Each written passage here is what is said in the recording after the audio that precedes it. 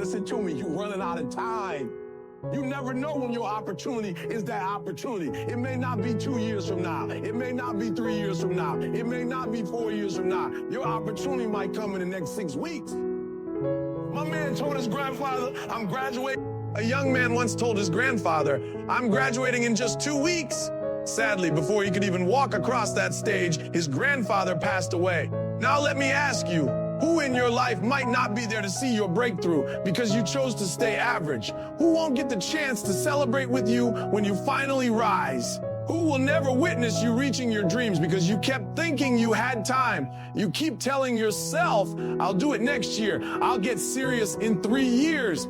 But I'm telling you right now, you deserve greatness today, not later. Some of you will never experience success, not because you can't, but because you keep waiting. You're waiting on a phone call. You're waiting for someone to hand you an opportunity. But that chance, the one that could move your family out of that struggling neighborhood into a better life, could show up in the next 6 months. And if you're not ready, you'll miss it. You might say, but I just started this job. I've got plenty of time. No, you don't. That opportunity could pop up tomorrow when someone resigns, when a position opens, or when someone gets let go. And the question is, will you be prepared to step into that moment? You see, time is slipping away. Success requires a different kind of grit. It takes resilience, determination, and the will to bounce back every time you get knocked down. You can't wait until the door opens to start preparing. You've got to be ready before it happens so that when it does, you don't waste a second. It's not about sitting on the couch with your phone, waiting for somebody to call you with good news. With good news, it's about preparation. It's about grinding when nobody's watching, so that when the chance arrives, you don't need to practice. You just perform. What you do behind the scenes shows up in the spotlight. If you don't put in hours, when the game comes, your performance will look like practice. That's why the off season matters. That's why you've got to put in work, even when there's no stage, no crowd, no recognition. I'm an athlete at heart, and I train like a professional. Game or no game, I wake up and put in the reps. That's what makes me ready when it's time. Just last week, a kid reached out to me. He said, I've been waking up at 5 a.m. every morning practicing soccer. Then he said something powerful. I'm not even on the team. He didn't make the cut, but he's still up early, training like he did. That's the mindset. That's the hunger. Practicing before the opportunity shows up so that when it does, you don't hesitate, you dominate. There are really only 2 kinds of people. The first kind waits for events, waits for opportunities, and if those events don't show up, neither do they. Then there's the second kind, the hungry ones, the ones who want success as bad as they want to breathe. Whether there's an event or not, they wake up. Whether the opportunity is there or not, they get dressed, they get moving, and they find a way to make it happen. That's the difference. You can't sit around waiting for something to show up. You've got to show up first. I don't prepare only when events come around anymore. I prepare because it's part of who I am. I prepare because it's the process. I prepare because I'm a professional. And when you carry yourself like that, you don't have to wait on luck. You create your own. The truth is, nobody can pull you out of being average but you. If I ask most of you right now, you already know what your problem is. You're not confused. You're not clueless. You know exactly what's holding you back. The issue is you don't fight it. So the question is, when are you going to fight against that thing inside you that's been holding you hostage? You know you've got the power to be great. You know you're capable. But if you keep settling for average, if you keep accepting just good, you'll never get to where you want to be. That's why I'm challenging you. Fight it. Push against it. Every one of us has the same 24 hours. What separates the average from the good and the good from the great is not where you were born, not the family you came from, not the money in your household. It all comes down to one thing: how you command your life. Don't let people fool you. Having rich parents doesn't guarantee greatness. We've seen plenty of people born into wealth who still made destructive choices. Some end up on drugs, some waste opportunities, and sadly, some even take their own lives. So it's not about where you come from. It's about what's inside you. If you don't activate the power within yourself, no environment will save you. The real game changer is your mindset. Looking back on my life, I had to admit something hard. I used to live with a victim mindset. Every time something went wrong, I pointed the finger at somebody else. All my anger, all my frustration, all my pain, I put the blame on others. I kept thinking my breakthrough depended on them. I never realized I was standing in my own way. I didn't see that my thoughts, my emotions, my habits were shaping my reality. I thought my mom caused it. I thought my dad caused it. But the truth hit me. No, I created this. The day I realized that I was the common denominator in my life, everything changed. That was the turning point. I had to admit to myself, you owe yourself some truth. You owe yourself some responsibility. And let me tell you, the hardest thing I ever did wasn't grinding, wasn't hustling, wasn't even working through poverty. The hardest thing I ever did was look myself in the mirror and say, I'm sorry. I had to apologize to myself for wasting time, for holding myself back, for blaming everybody else. That's when the real version of me was born. The man you see today, the one pushing, inspiring, grinding. That man only exists because one day he looked himself in the eye and said, you owe yourself an apology. You owe yourself correction. You owe yourself change.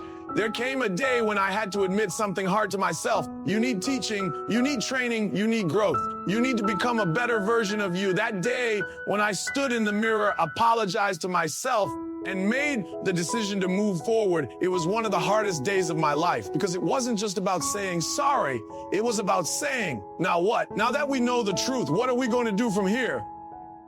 The truth is, I spent years blaming people. My mom, my dad, friends, teachers, life. And do you know why I did it? Because it was easier. It was easier to put the responsibility on somebody else than it was to put in the work myself. But here's the problem. When you blame others, whether you mean to or not, you're handing them the keys to your life. You're saying, because they didn't do this, I can't move forward. That's the fastest way to lose control of your future. I need you to catch this word, vision. Vision is the ability to see the end before you even begin. That's what changed everything for me. I had to stop counting the cost, stop worrying about the obstacles, and start picturing the finish line. I saw myself with a GED long before I earned it. I saw myself with a 4-year degree before I ever walked into class. I saw myself speaking around the world before I even had a passport. Nothing just happened. It all started with vision. And if I could do it, anybody can. It's not just about working harder. It's about disciplining your mind. It's about refusing to let pain define you. You're already hurting, so why not get something out of it? Why carry the wounds of what people did to you in the past and let that pain control you for the next 30, 40, 50 years? Yes, it's true. Maybe your dad wasn't there. Maybe your mom failed you. Maybe someone hurt you deeply. That's real. I'm not saying it didn't happen, but why give them the power to keep hurting you every single day by holding on to it? We all go through pain. Some people let that pain become their tombstone, the end of their story. But others turn that pain into a scar, a reminder of what they overcame, and then they go on to live a life filled with reward. You've got to choose which one you're going to be. Because when you reach the next level, there's no more practice. You either have it or you don't. And honestly, some of you should be grateful you're not there yet. Because if you were handed the blessing you've been asking for right now, without preparation, you might lose it. Researchers studied the most successful men and women in the world, and they found something powerful. They all had routines. Not some of them, all of them. And they weren't casual about it. They were obsessed. They didn't leave room for wasted time. They didn't live with gaps in their schedule. And that's when it hit me. The reason I struggled so much when I was younger was because I lived with gaps. My days were full of wasted time. But when I tightened my schedule, when I locked in, that's when my life started to change. The enemy doesn't need to destroy your whole life. He just needs a little gap in your schedule. He knows, yeah, you might pray at 600, but by 80:30 you're on the couch watching TV or playing video games. That's how he sneaks in. The only reason he can't catch me slipping is because I don't give him room to work. My time is accounted for. By the time he comes around, I'm already asleep. Too tired to get distracted, too tired to get tempted. That's the truth. And let me tell you something simple that changed everything for me. My body said, all you've got to do is put your shoes on. That's the hardest part. Just put the shoes on and the rest will follow. I can't put them on for you, but once you do, momentum takes over. I got on that treadmill, set it at an 11 incline and started walking. My goal was just an hour of walking. When I finished, I was ready to get off, but my body said, no, now we run. I argued with myself, but I'm tired. My body said, no, you're not. You just walked for an hour. If you were really tired, you couldn't have done that And that day, I learned something powerful. Your brain will lie to you. It will tell you you're exhausted when you're not. Sometimes all you need is to push past that false signal. This is what I need you to understand. The reason you keep falling back into old habits is because you've trained yourself to. You go back to sleep because that's your default. The cycle is on repeat. But the same way you trained yourself to quit, you can train yourself to push forward. Stop going back to sleep, and eventually you won't even crave it. Stop complaining and cussing all the time, and you'll naturally stop living in anger. Stop spending every dime you earn, and you'll naturally start stacking money. Change the pattern, and your life will change with it. Listen to me. I became #1 in the world. I became financially free, not because I magically made more money, but because I started doing what the wealthy were already doing. I studied their habits. I copied their strategies. They told me millionaires only live off 30% of their income. So I adjusted. I stopped living on 100%. I paid my tithe, and I forced myself to live off 20% and saved. The very first financial step I took was simple. I was told, save 6 months of your earnings. That's what wealthy people do. So I did it. I don't remember how long it took me, but I got it done. Then someone told me, stack 100,000 to the side, and I did that too. Then they told me, get your credit score to 800. And guess what? I worked until I hit that number. I didn't reinvent the wheel. I didn't wait for a miracle. I just did what successful people told me to do, and I kept repeating the process until it became my new normal. That's the formula. Discipline over excuses, routine over wasted time, and action over feelings. One day somebody said to me, if you want to play at the same level as Tony Robbins or Zig Ziglar, you can't just stay in your comfort zone. You've got to learn their language. You need to go get your master's and PhD from a top institution. At first, I pushed back. I said, but I went to Oakwood. I went to an HBCU. That's my foundation. And they said, yeah, that's great, but Oakwood didn't teach you the language that moves in corporate America. If you want to sit at bigger tables, you need to know how the majority communicates. So I enrolled at Michigan State University, but let me be clear, I didn't go there for a degree to hang on my wall. You'll never see my master's or PhD on display in my office, in my house, or even at church. That paper wasn't the goal. I went there to learn the language that would open doors. Because the truth is, when you step into the professional world, if you want to grow, you can't afford to say no. You can't afford to say, it can't be done. Don't let those words come out of your mouth.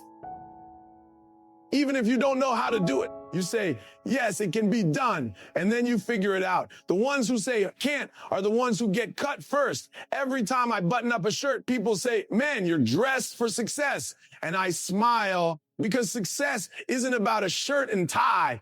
Success isn't about looking like somebody else. It's about being fully comfortable in your own skin. I'm not trying to dress like the next man. I'm dressing like me. That's success.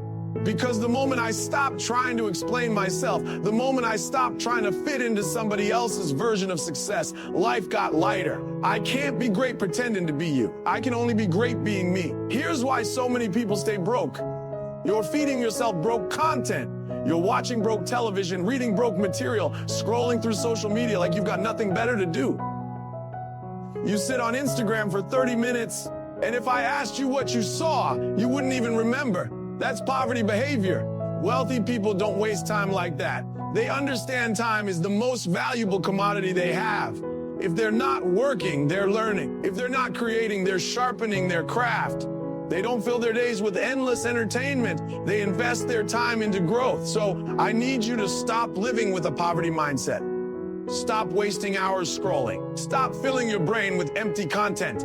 Start using your time like it's the most expensive currency in the world, because it is. When I quit my job to step into entrepreneurship, my mom almost lost it.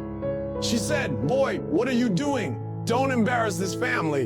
You've got a wife and kids to take care of. Does YouTube have insurance? Does YouTube have a retirement plan? She was scared, and I get it. But I had to tell her straight, Mom, with all due respect, I'm not trying to be disrespectful, but I can't let fear stop me from pursuing the vision I've been given.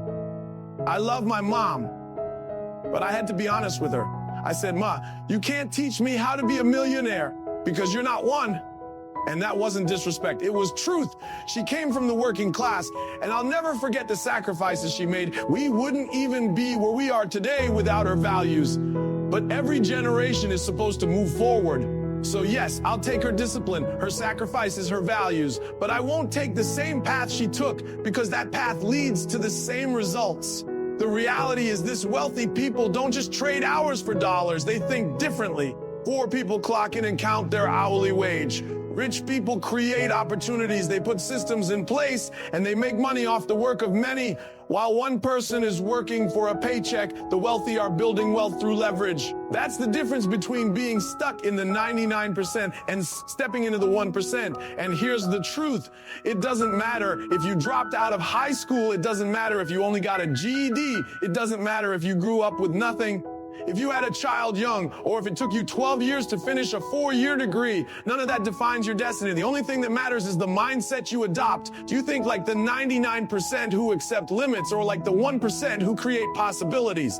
That choice changes everything.